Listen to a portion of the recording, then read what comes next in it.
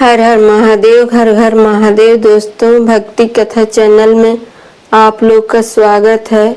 मैं आशा करती हूँ कि आप लोग अच्छे होंगे। दोस्तों माना जाता है कि बिना कथा सुने करवा चौथ का व्रत अधूरा रहता है। आज करवा चौथ है। करवा चौथ व्रत का कथा सुनाए तो आइए श्रवण करते हैं करवा चौथ व्रत का कथा। अति प्राचीन काल की बात है। एक बार पांडु पुत्र अर्जुन तप करने के लिए नीलगिरी पर्वत पर चले गए थे। इधर पांडवों पर अनेक मुसीबतें पहले से ही थी। इससे द्रौपदी ने शोक विहल हो कृष्ण की आराधना की। कृष्ण उपस्थित हुए और पूछा, कहो क्या कष्ट है। प्रभु, द्रौपदी ने हाथ जोड़कर कहा, मुझे क्या कष्ट है आप तो स्वयं जानते हैं। आप तो अंतर्यामी है। मुझे कष्टों के बोझ से विहल कर दिया है। क्या कोई ऐसा उपाय है जिससे इन कष्टों से छुटकारा मिल सके। तुम्हारा प्रश्न अति उत्तम है द्रौपदी। कृष्ण मुस्कुराकर बोले, प्रभु, फिर तुझ दुखी नारी का कष्ट दूर करने का उपाय बताइए। द्रौपदी ने पूछा। यही प्रश्न एक बार पार्वती जी ने शिव जी से कर दिया था। तब श्री शिव जी ने करवा चौथ का विधान बताया था। फिर प्रभु करवा चौथ की जानकारी मुझे भी दीजिए और उसकी कथा कहिए। तब कृष्ण ने एक पल सोचने के बाद कहा, दुख सुख जो संसारिक माना जाता है, प्राणी उसमें सदा ही लिप्त रहता है। मैं तुम्हें अति उत्तम करवा चौथ व्रत की कथा सुनाता हूँ। इसे ध्यान से सुनो। प्राचीन काल में गुणी विद्वान धर्मपरायण एक ब्राह्मण रहता था। उसके 4 पुत्र तथा एक गुणवती सुशील पुत्री थी। पुत्री ने विवाहित होकर चतुर्थी का व्रत किया, किंतु चंद्रोदय से पूर्व ही उसे क्षुधा ने बांध्य कर दिया। इससे उसके स्नेही भाइयों ने छल से पीपल की आड़ में कृत्रिम चंद्रमा बनाकर दिखा दिया। लड़की ने अर्घ्य दे भोजन कर लिया। भोजन करते ही उसके पति की हृदय गति बंद हो गई। इससे दुखी हो उसने अन्न जल त्याग दिया। उसी रात्रि में इंद्राणी भूमि चरण करने आई। ब्राह्मण पुत्री ने उससे अपने दुख का कारण पूछा।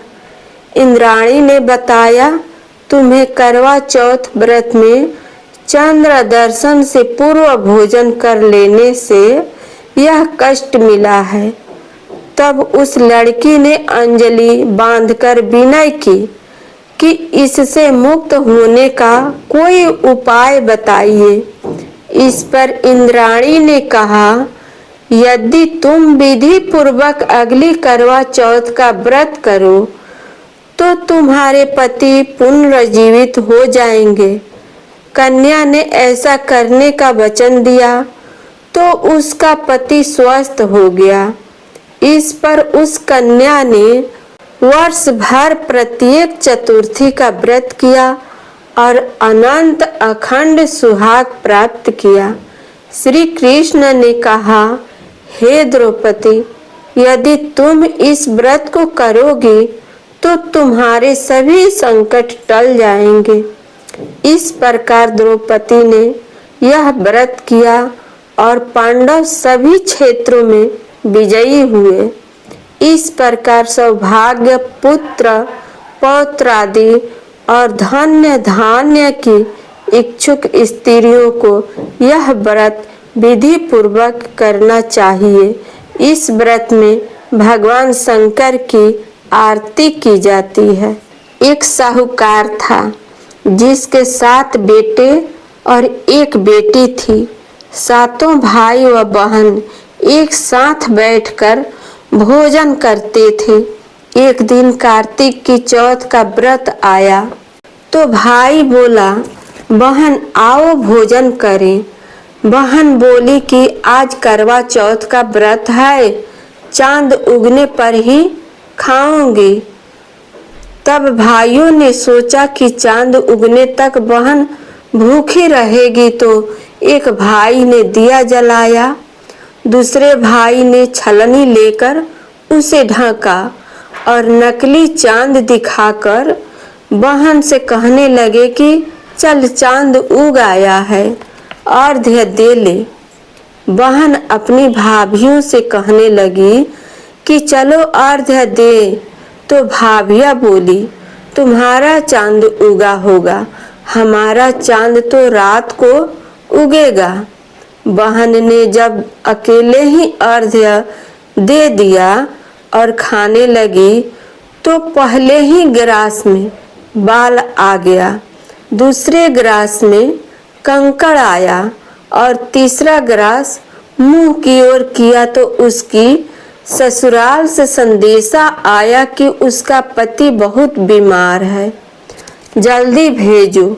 माँ ने तब लड़की को विदा किया और कहा कि रास्ते में जो भी मिले उसके पांव लगना और जो कोई सुहाग का आशीष दे तो उसके पल्ले में गांठ लगाकर उससे कुछ रुपये दे देना।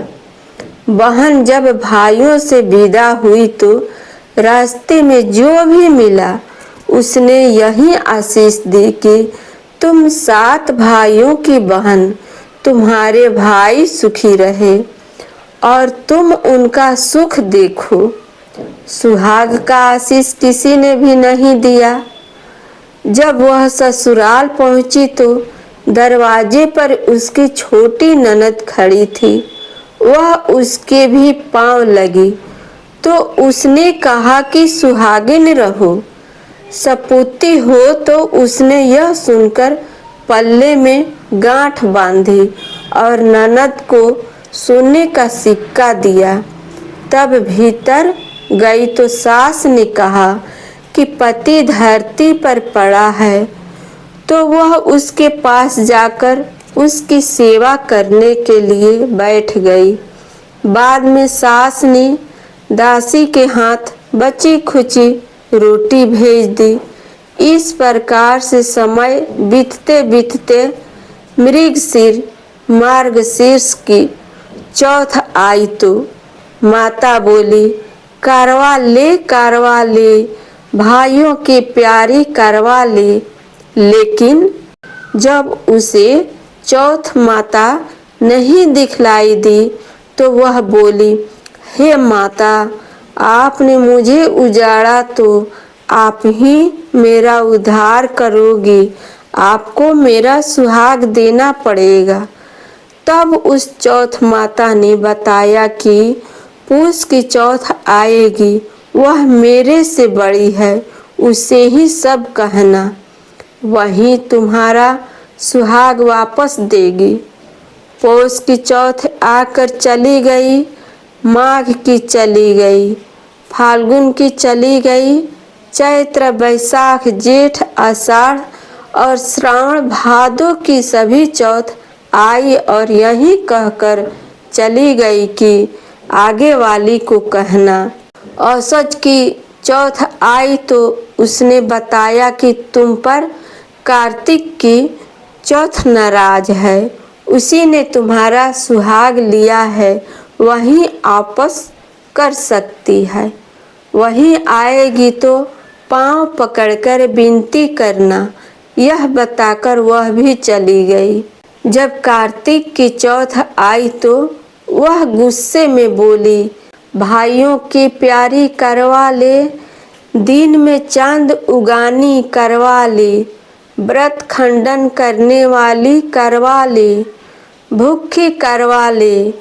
तो यह सुनकर वह चौथ माता को देखकर उसके पांव पकड़कर गिड़गिड़ाने लगी, हे चौथ माता, मेरा सुहाग तुम्हारे हाथों में है, आप ही मुझे सुहागिन करें। तो माता बोली, पापिन, हत्यारिन, मेरे पांव पकड़कर क्यों बैठ गई? तब वह बोली कि जो मुझसे भूल हुई उसे क्षमा कर दो, अब भूल नहीं करूंगी। तो चौथ माता ने प्रसन्न होकर आंखों से काजल, नाखूनों में से मेहंदी और टीके में से रोली लेकर छोटी उंगली से उसके आदमी पर छींटा दिया। तो वह उठकर बैठ गया और बोला कि आज मैं बहुत सोया। वह बोली, क्या सोए? तुझे तो 12 महीने हो गए। अब जाकर चौथ माता ने मेरा सुहाग लौटाया। तब उसने कहा कि जल्दी से माता का पूजन करो। जब चौथ की कहानी सुनी, करवा का पूजन किया तो प्रसाद खाकर दोनों पति पत्नी चौपड़ खेलने बैठ गए। नीचे से दासी आई, उसने उन दोनों को चौपड़ पासे से खेलते देखा तो उसने सासू जी को जाकर बताया। तब से सारे गांव में यह बात प्रसिद्ध हो गई कि सब स्त्रियां चौथ का व्रत करें तो सुहाग अटल रहेगा। जिस तरह से साहूकार की बेटी का सुहाग दिया, उसी तरह से चौथ माता सबको सुहागिन रखे। यही करवा चौथ का उपवास की सनातन महिमा है। नमस्कार दोस्तों, करवा चौथ व्रत का कथा संपूर्ण हुआ। श्री शिवाय नमस्तुभ्यम।